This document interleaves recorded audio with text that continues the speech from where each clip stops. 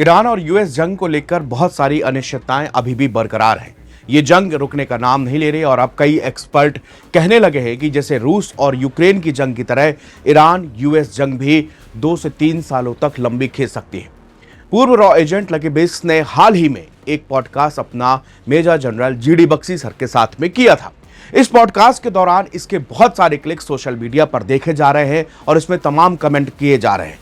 मसला क्या है? मसला यह है कि जीडी बख्शी ने अपने पॉडकास्ट के दौरान एक बहुत बड़ी बात बोलते हुए कहा है कि ये युद्ध जो है जल्दी नहीं रुकेगा और भारत को इसके लिए भी तैयार रहना चाहिए। ये भारत को भी उन्होंने, भारत के लोगों से भी इस जंग के को लेकर जो आह्वान किया कि भैया सभी लोग तैयार रहें, क्योंकि ये जो जंग मिडिल ईस्ट और पश्चिम एशिया की है ये कभी भी पूरे एशिया को अपनी जद में ले सकती है। वो पूरे पॉडकास्ट का देखिए लकी बेस्स के सवाल और जीडी बख्शी ने उस पॉडकास्ट में क्या कहा, हूबहू वो हम आपको यहां पर दिखा रहे हैं। जब अमेरिकन 7th फ्लीट आई थी तो किसकी सबमरीन आई थी? रशिया की आई थी रशिया सर। की सबमरीन। बिल्कुल। तो साहब ये हमारा ट्राइड एंड टेस्टेड एक होता है भैया, ये आजमाया हुआ दोस्त। लेकिन सर आज भी देखिए, अगर आज आप सीज फायर को देखें तो दुनिया को ये समझ में आना चाहिए कि ईरान ने पहले ही दिल में बना रखा है मुझे सीज फायर नहीं करना तुम्हारी शर्तों में। वो सिर्फ एक फॉर्मेलिटी के लिए जा रहा है कि चलो तुमने बुला लिया, हमारे को पाकिस्तान में बुला लिया, जो होगा आज ही होगा, हम कल पर नहीं रुकेंगे। वो आज ही डिसीजन बोलता है कि आज यस और नो। उसने पहले ही माइंड सेट है सर कि मुझे तुम्हारी ये शर्तें नहीं माननी। तो इसका मतलब कहीं ना कहीं ईरान पूरा रेडी है इस वॉर के लिए। देखिए साहब, शर्तें मनवाने के लिए आपको पहले हराना होता है, बिल्कुल, पानी पिलाना होता है जी। क्या आप पानी पिला पाए? बिल्कुल। ठेंगा मैंने बताया 30% आपने ठोका है अभी। बिल्कुल सर। 30%, इतने दिन की बमबारी करके 30%। क्योंकि इतिहास में, सैनिक इतिहास में कोई मिसाल नहीं है दूसरी कि जहां केवल बॉम्बिंग करके आपने रिजीम बदला होगा। 20 साल बॉम्बिंग की थी वियतनाम की, क्या रिजीम बदल पाए? लास्ट में जाना उल्टा साइगोन में जो इनकी सरकार थी वो गई और ये हेलीकॉप्टर से लटक लटक के भागे। ठीक है, हेलीकॉप्टरों के वो पकड़ के ना, वो हैंडल नीचे लटक के भागे हैं वहां से। ये फिर इराक में 8 साल लड़े, $4 ट्रिलियन खर्चे कर दिए, कितने थाउजेंड ऑफ बॉडी बैग आ गए, क्या मिला? 8 साल के बाद छोड़ना पड़ा और वहां पे शिया आ गए।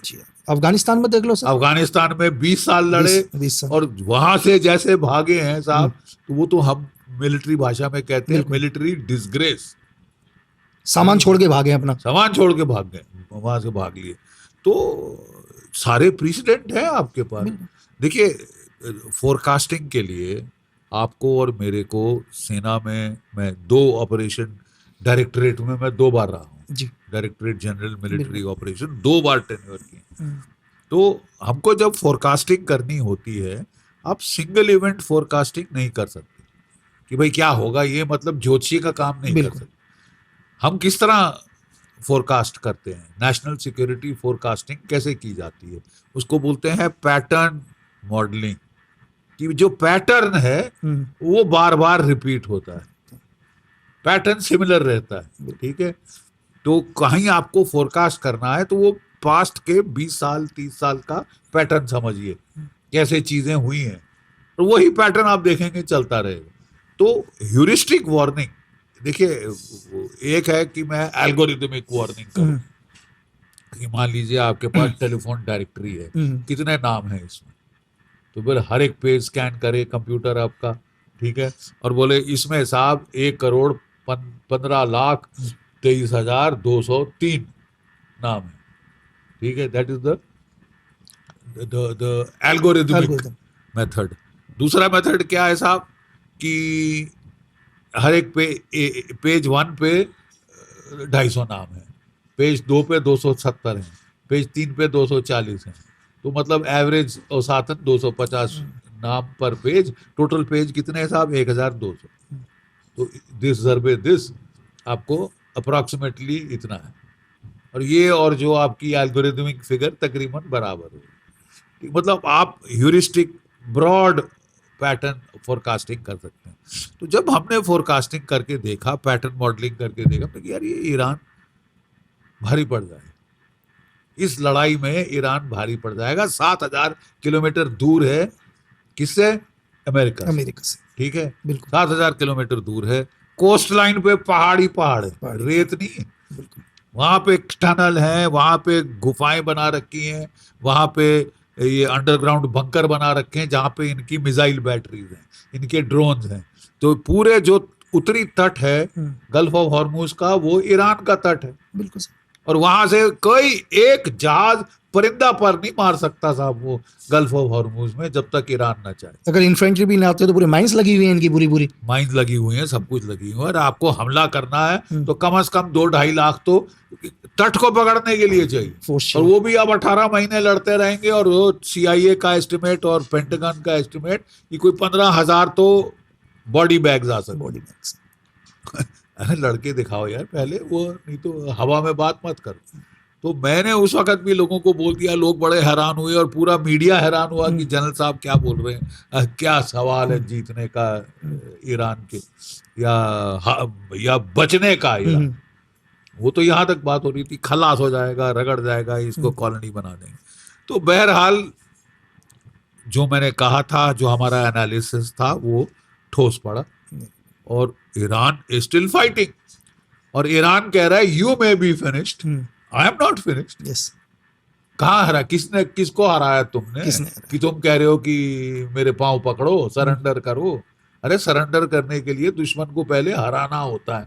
हवा से बातें करने से डोनाल्ड ट्रंप 10 बयान दे मीडिया के सामने जाके ऐसे ऐसे करके उंगली दिखा दिखा के तो लड़ाई थोड़ी ना जीती जाएगी। बयानबाजी से लड़ाई नहीं जीती जाती था।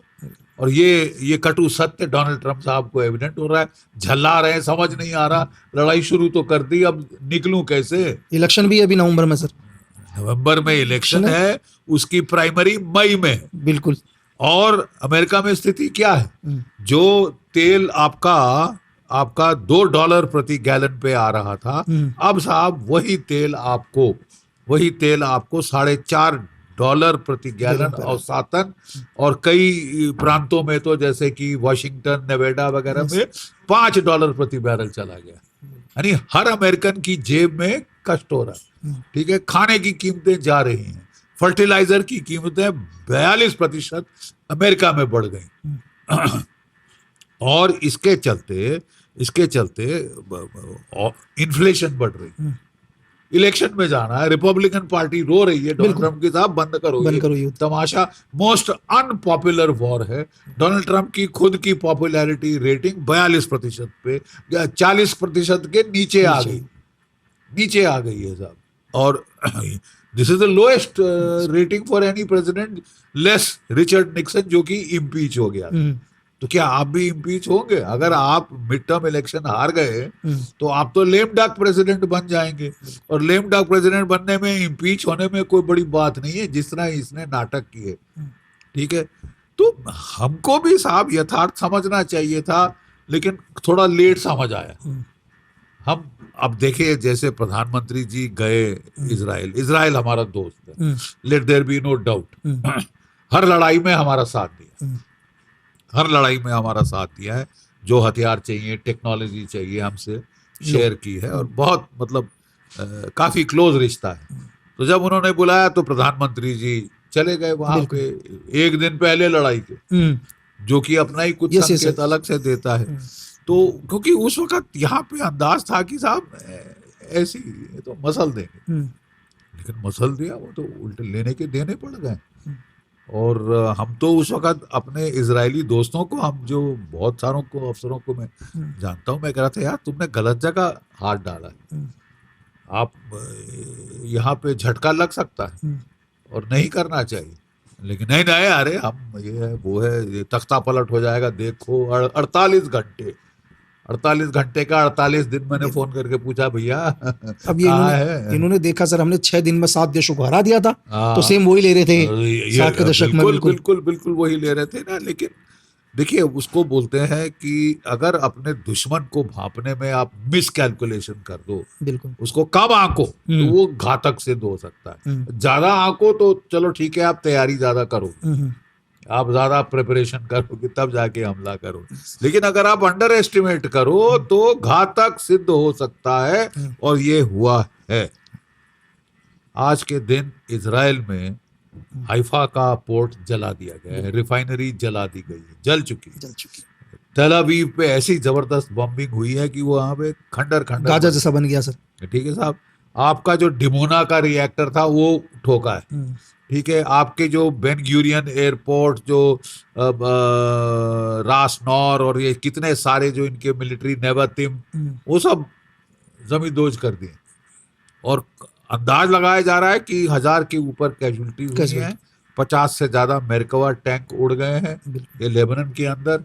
और नेमर आर्मर्ड पर्सनल कैरियर कोई 70-75। बात यह है कि ये लोग बिल्कुल सेंसरशिप कर रहे हैं, ये कोई खबर आने नहीं दे रहे। अमेरिका ने सुई अटका रखी है कि साहब हमारी कैजुअलिटी कितनी हुई है, 13। तीसरे चौथे दिन 13 कैजुअलिटी तब से बड़ी नहीं है उनके आगे। तब से बड़ी नहीं है साहब। हाँ, जो कि घायल हैं वो 415 हो गए। उनमें कुछ नहीं हुआ सर। प्यार से 415 घायल हो गए। मतलब जो मौतें हैं आप उसमें सिखा रहे हो। ये तो हमको भी मालूम है ये ट्रिक कि भाई इतने घायल हो गए, बाद में धीरे से बोले यार वो मर गए। बताएंगे भी नहीं इंटरनेशनल मीडिया को कभी सर। नहीं बताएंगे, अपने लोगों को नहीं बता रहे, छुपा रहे हैं क्योंकि मोरल डाउन हो जाएगा और बवाल खड़ा हो जाएगा। एक चीज अगर अमेरिका के लोग नहीं चाहते वो है बॉडी बैग। बिल्कुल, कि लाशें नहीं उनको पसंद कि हमारे लड़कों बच्चों की लाशें वापस आ रही हैं। नहीं साहब, बंद करो। सिर्फ धरती उनकी नहीं है सर, क्यों यूएस लड़ रहा है? वो सीधा कह रहे हैं साहब कि देखो धरती... यार, हमको अगर अपने देश के लिए लड़ना मरना है तो हमें गवारा है, हम राजी हैं। जब मर्जी आप बोलो, हम अपने देश के लिए कुर्बानी देंगे। लेकिन हम इजराइल के लिए कुर्बानी क्यों दें? और जबकि ये अटकल लग रही है कि भाई एप्स्टीन फाइल की वजह से नचाया जा रहा है। एप्स्टीन फाइल की वजह से नाच नचाया जा रहा है। नाच हसीना नाच। और आप वो कह रहे हैं हमारी ना, it's not our war, it is Israel's war. Resignation दे चुका है उनका जो वो टोनी करके जो उनका काउंटर टेररिज्म का चीफ था कि साहब there was no imminent threat to America from Iran. अभी तो पीट हेगसेथ के ऊपर ब्लेम डाला सर डोनाल्ड ट्रम्प ने कि वॉर में लाने वाला हमारे को पीट हेगसेथ थे। अब वो भी ढूंढ रहा है ना, बिल्कुल स्केपगोट। जबकि अभी भी पीट हेगसेथ उनके वॉर सेक्रेटरी हैं सर। अगर चलो पीट हेगसेथ आपको वॉर में लेकर आए तो आपने अगले दिन क्यों नहीं हटा दिया उन्हें? वो भी आज आपके खास राइट हैंड आपके बने बैठे हैं। नहीं, उस वक्त तो अब ये बोल रहा था डोनाल्ड ट्रम्प प्रेस कॉन्फ्रेंस में कह रहा था कि यू आर द वन पीट जिसने कहा कि जाओ, यू आर द मोस्ट, हाँ ये लेट्स डू इट। और पीट हेगसेथ की क्या तजुर्बा है? आई मीन वो कर्नल रैंक तक नहीं पहुंचा था जी। तो क्या तजुर्बा क्या है आपका जिसकी बुनियाद पे आप ऐसे अटिल्ला द हन बन रहे कि कैदी मत लो, कोई डूब रहा है। जनीवा कन्वेंशन कहती है कि भाई आपने दुश्मन के जहाज को डुबो दिया तो जो डूब रहे हैं उनको बचा लो, कैदी ले लो। ये जनीवा नहीं, उनको मार डालो, उनपे गोली चलाओ। तू क्या अटिल्ला द हन है, जंगिस खान है, क्या है तू? है और लड़ाई में जरा जो करके दिखाए, बातें बड़ी बड़ी सब कर लेते हैं। हम लोग देखते हैं भाई लड़ाई में तूने किया क्या? कालिया इधर आ जरा बता लड़ाई में क्या हाल हुआ तेरा? तो लड़ाई में बुरा हाल है, पिट गए हैं 2 टूक शब्दों में। ठीक है। और अमेरिका जैसी सुपर पावर जिसका कि इतना दबदबा था, इतनी धौंस थी, अमेरिका सुपर पावर। आज के दिन लोग कह रहे हैं अगर एक मीडियम पावर को नहीं हरा पा रहे, पिला सके, हरा नहीं सके तो क्या लड़ेंगे? रूस से क्या लड़ेगा? चीन से। बिल्कुल। क्या नहाएगी, क्या निचोड़ेगी की बात हो जाती है ना। क्या वहां क्या करोगे? आपके जो एयरक्राफ्ट कैरियर हैं वो हिट हो गए। बिल्कुल। जो जेराल्ड फोर्ड था वो उसको ठोका, वो वापस अमेरिका पहुंच गया। इब्राहिम लिंकन को भी ठोका था लेकिन वो रिपेयर होके वापस आ गया। और 3000 किलोमीटर दूर रखे बिल्कुल, पास आने की हिम्मत नहीं हो रही। और इन्हें शौक लगा कि ईरान के पास तो इतनी लॉन्ग रेंज की मिसाइल ही नहीं थी, अब कैसे यहाँ तक पहुंच गई? 4000 किलोमीटर पे तो उसने दीगो गार्सिया में ठोक लिया था। आप दोबारा कल शुरू करो, वो रेड सी को भी बंद कर देगा, सुएज कैनाल के रास्ते को बंद कर देगा। 22% तेल आपका आता है हॉर्मुज से, 12 से 15% आता है रेड सी से। बिल्कुल। वो भी बंद। तो दुनिया में तो साहब इकोनॉमिक तबाही का मंजर है। बिल्कुल। यूरोप की इकोनॉमी तबाह कर दी, एशिया की इकोनॉमी जिसमें भारत की इकोनॉमी को जबरदस्त चोट पहुंची है, जापान की इकोनॉमी को, कोरिया की, वियतनाम की, जो देश देखो तबाह कर दी इकोनॉमी ये डोनाल्ड ट्रम्प ने। ठीक है। और हम इसकी यहाँ लोग महिमा मंडन अभी भी करे जा रहे हैं। और वो आपको धमकी दे रहा है कि 50% टैरिफ लगाए थे, बड़े दोस्तों तुम 500% टैरिफ लगाऊंगा अगर रूस का तेल खरीदोगे तो। मेरे से 5 गुना ज्यादा दाम पे तेल खरीदो। अबे तेरे बाप का राज है। ये तो ब्लैकमेलिंग होगी ना सर सीधे। ये तो बाप का राज है ना, बिल्कुल। कि तुम साला तुम्हारी इकोनॉमी का भट्टा बैठे, मुझे क्या परवाह, तुम मरो। हाँ? अरे हम 7-8% per annum GDP growth rate हमारी हो रही, बिल्कुल आज के दिन 5.9% पे आ गए हो एज पर गोल्डमैन सैक्स। बिल्कुल। आपके पास 700 बिलियन डॉलर का फॉरेक्स रिजर्व था, डॉलर्स का रिजर्व। अगर ये लड़ाई चलती रही 500 बिलियन डॉलर पे आ जाएगी। 200 बिलियन डॉलर गए। क्यों? तेल की कीमत जो आप रूस से खरीद रहे थे $60 प्रति बैरल, $50 प्रति बैरल, आज के दिन ग्लोबल प्राइसेस पे खरीदना पड़ रहा है, क्योंकि आपने रूस को दिखाया तू जा, तू कौन मैं कौन।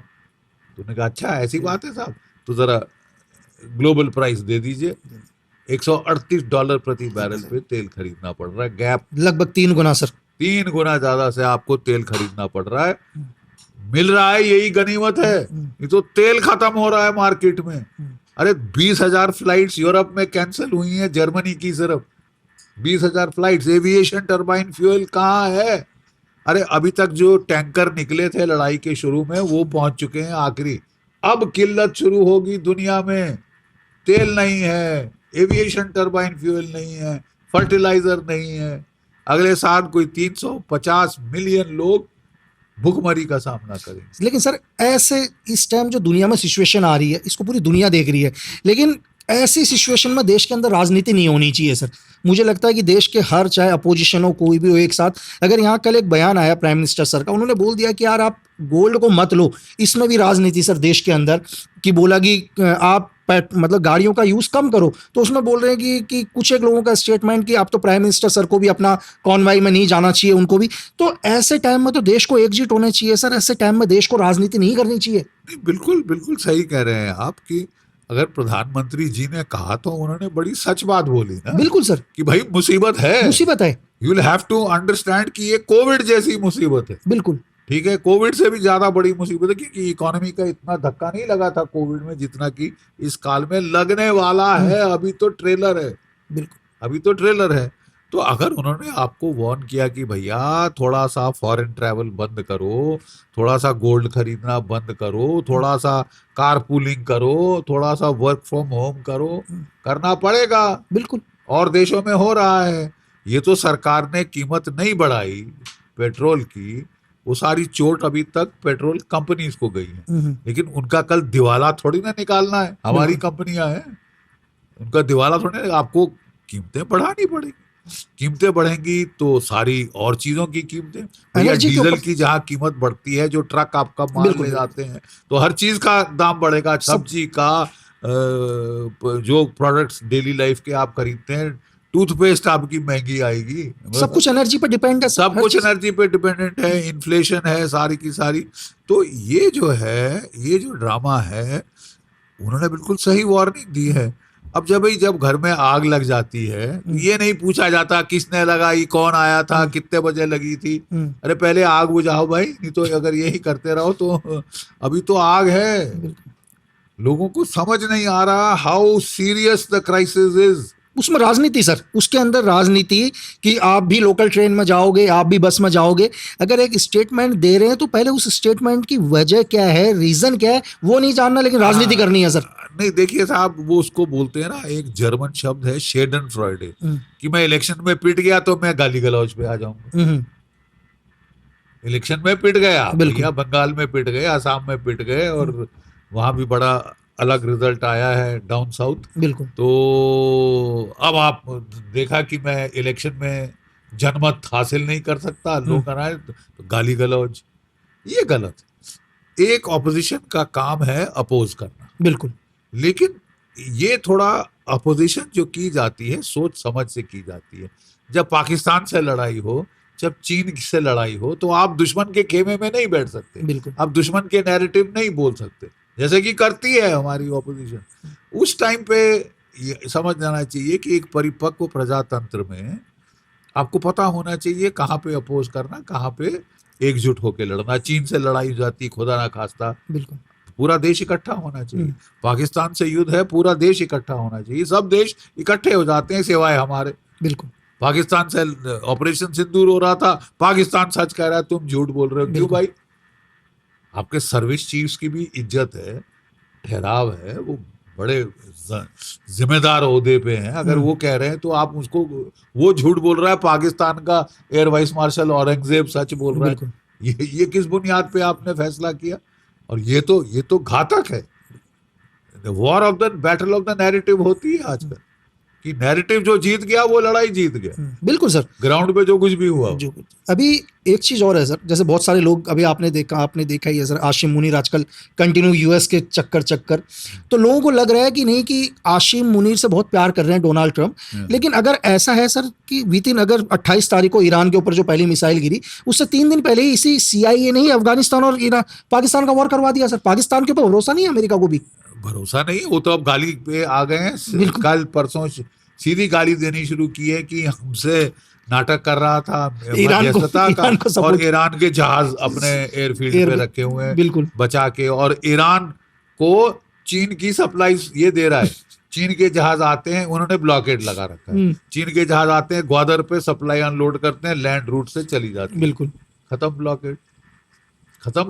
वो ब्लॉकेड कर रहे हैं, ये खत्म कर रहे हैं और कह रहे हैं कि साहब हम तो मध्यस्थता कर रहे हैं। अरे ये देखिए, हमारे हिंदी में एक गाना है बड़ा अच्छा, एक चतुर नार बड़ी होश यार, अपने ही जाल में फंसत जात। ये जरूरत से ज्यादा चतुर बनो तो ऐसा ही होता है। चीन के भी सक्के हैं, अमेरिका के भी सक्के हैं, सऊदी अरेबिया के भी सक्के हैं, ईरान के भी सक्के हैं। अब ये चौतरफा जो सक्कापना आप दिखा रहे हैं, जबकि असलियत ये है कि आप भिखमंगे फटीचर हैं, हर किसी के सामने कटोरा लेके खड़े हैं। तो क्या आपकी वजूद क्या है, औकात क्या है? कोई इंडिपेंडेंट डिसीजन लेने की, कोई पॉलिसी फॉलो करने की कोई औकात नहीं है पाकिस्तान की। लात बड़ी वहां से सऊदी अरेबिया से, UAE से पैसे मांगते थे। UAE ने कहा वापस रख मेरे $3.5 अरब जो तूने खा रखे हैं, वापस कर। तो रोते गए सऊदी अरेबिया की भैया मेरे को पैसे वापस कर, बोरो फ्रॉम पीटर टू पे पॉल। इससे लेके उसको उधार, वो जैसे हमारी हिंदी में कहते हैं ना, इसकी टोपी उसके संस्कृत में हम लोग कहते हैं बड़ा अच्छा, ऋणम कृत्वा घृतम पीवे। उधार लेंगे लेकिन साला घी खाएंगे। उधार लेंगे घी खाएंगे। तो ये इनकी हालत है पाकिस्तान की। तो मतलब इसका जमीर कहाँ है? झूठ बोलना तो फितरत में शामिल है सर। इनके अरे अरबों रुपए बेटा खाए इन्होंने अमेरिका के, और किसको पाला? ये ओसामा बिन लादेन को 800 गज पाकिस्तान मिलिट्री एकेडमी काकुल से दूर 4 मंजिला मकान में, ऐश महल में 3 बीवियों के साथ पाल रखा था। और क्या गोली पिला रहे थे अमेरिका को कि साहब वो तो तोरा बोरा किसी गुफा में है, साले का डायलिसिस हो रहा है, किडनी फेल हो गई है, दोनों बड़ा बुरी हालत में है, वह मरने वाला है, खुद ही मर जाएगा, ये वो ये। और अमेरिका को पता था इनके पाल रखा है, उन्होंने सैटेलाइट से पकड़ लिया। और जब वो पकड़ लिया अपने ह्यूमन इंटेलिजेंस से, तो इनको बताए बगैर रेड कर दिया, मार डाला। और एक उसकी जो बीवी लड़ने आई थी, छोटी सबसे छोटी एज में, उसको पाँव में गोली मारी हट में साइड में, और खत्म कर दिया इसको। तो मतलब अमेरिका जानता नहीं किस किस्म का। पिछली टर्म में डोनाल्ड ट्रंप बोलता था, this is a country that has ripped off us billions of dollars. I mean the previous presidents वो स्टूपिड, बेवकूफ थे कि इसको ट्रस्ट किया। आप तो ट्रस्ट आपने तो गोदी में बिठा लिया, सर पे चढ़ा लिया है। और ये हमारे लिए खतरनाक है, क्योंकि जहां पाकिस्तान का सर फिरता है कि अमेरिका मेरे साथ, बस भाई 71 में लड़ाई आपसे क्यों करी थी कि अमेरिका साथ में, अमेरिका मेरे साथ है। अब रिचर्ड निक्सन, मैं उसका फेवरेट हूँ, Yahya Khan favourite field marshal तो नहीं था, वो जर्नल ही था। तो ये तो सेल्फ स्टाइल फील्ड मार्शल बन गए। तो उस वक्त मेरे को चिंता होती कि साहब जब भी पाकिस्तान का सर 7वें आसमान पे चढ़ता है कि अमेरिका मेरे साथ है, वो आपको उंगली करने से बाज नहीं आएगा। और अब समय आ गया है कि उंगली तोड़नी पड़ेगी, वक्त आ गया। इनके ऑफिसर्स, आर्मी ऑफिसर दुनिया के रिचेस्ट ऑफिसर हैं सर। चाहे पाकिस्तान में भीख मांग रही हो जनता, लेकिन पिछले बाजवा इनके नेक्स्ट जो लास्ट जनरल थे उनके भी शायद 12.6 बिलियन पाकिस्तानी डॉलर सर इनकी करेंसी। नहीं देखिए, हर जर्नल उसके बच्चे कहाँ पढ़ रहे हैं, यहाँ अमेरिका में या इंग्लैंड में बिल्कुल। परवेज मुशर्रफ कहाँ दौड़े थे, इंग्लैंड में। उनके फ्लैट है बढ़िया बढ़िया, जो कि मतलब हमारे यहाँ पे अंबानी नहीं खरीद सकता, वो इनके जर्नल खरीदते हैं क्योंकि पैसे बनाते हैं। और रिबन लगा रखे हैं लड़ाइयों के। कौन सी लड़ाई लड़ी है तुमने सिवाय खसोटने के, लोगों का वो नोचने के। और अब पाकिस्तान में भी विदित हो गया है, लोगों को असलियत समझ आ गई है। अरे कुछ साल पहले आपको याद होगा जब इमरान खान को अरेस्ट किया था, क्या स्ट्रीट प्रोटेस्ट हुआ था। बिल्कुल। 4 कोर कमांडर जो लाहौर में है उसके घर पे चढ़ गए थे लोग, और उसने पाल रखे थे सफेद ये मोर, अपनी महिमा मंडन के लिए सफेद मोर पा रखे थे। दुनिया को इतनी भूख लगी थी, पकड़ के ले गए, शुतुरमुर्ग काट के खा गए। ठीक है, इसका फ्रिज खोला, जो क्राफ्ट चीज सलामी हॉट डॉग थे वो सब ले गए। ये हाल है, क्योंकि ये लोग अभी तक ऐश कर रहे हैं। पाकिस्तान की फौज मर्सिडीज कारों में घूमते हैं, सोने से जेवरों से लदी हैं इनकी बेगमें, और ये दुनिया को पाठ पढ़ाते हैं। अगर किल्लत है पाकिस्तान में, भुखमरी है पाकिस्तान में, तो फौज की वजह से। पाकिस्तान की फौज रिस्पॉन्सिबल। नहीं सर, थैंक यू, आपने अपना इतना कीमती समय दिया सर, तो उसके लिए बहुत थैंक यू। और लास्ट में सर, इस यूथ के माहौल में सिर्फ देश की जनता को एक मैसेज सर, क्योंकि आपको पूरा देश सुनता है, तो देश की आम जनता को। देखिए, मैं सिर्फ इतना कहना चाहूंगा कि प्लीज समझिए, ये युद्ध हमारे सर पे। मैंने बताया ना, शुरुआत में मैंने कहा था कि वही सितारों की प्लेनेटरी कन्फिगरेशन है जो महाभारत काल में थी। महाभारत आपको लड़नी पड़ेगी। डिसाइसिव वॉर विद पाकिस्तान आपके सर पे है। जितना जल्दी आप इस मुसीबत को खत्म कर सकते हैं, आपको तैयार रहना चाहिए। इसका मतलब युद्ध के लिए हमें तैयार होना पड़ेगा, क्योंकि बहुत बहुत हम आगे जो देख रहे हैं वो मंजर बड़ा खतरनाक है। Please be ready, please support, अपनी कंट्री को सपोर्ट करिए जहां भी आप हैं, जैसे भी कंट्रीब्यूट कर रहे हैं। डॉक्टर हैं, इंजीनियर हैं, आईटी प्रोफेशनल हैं, आप सब देश की ताकत में कंट्रीब्यूट कर रहे हैं। तो कंट्रीब्यूट टुवर्ड्स द कंट्री, एकजुट रहिए, क्योंकि बड़े बड़े युद्ध हमारे सामने हैं। Thank you sir. जय भारत, जय हिंद। जय हिंद सर।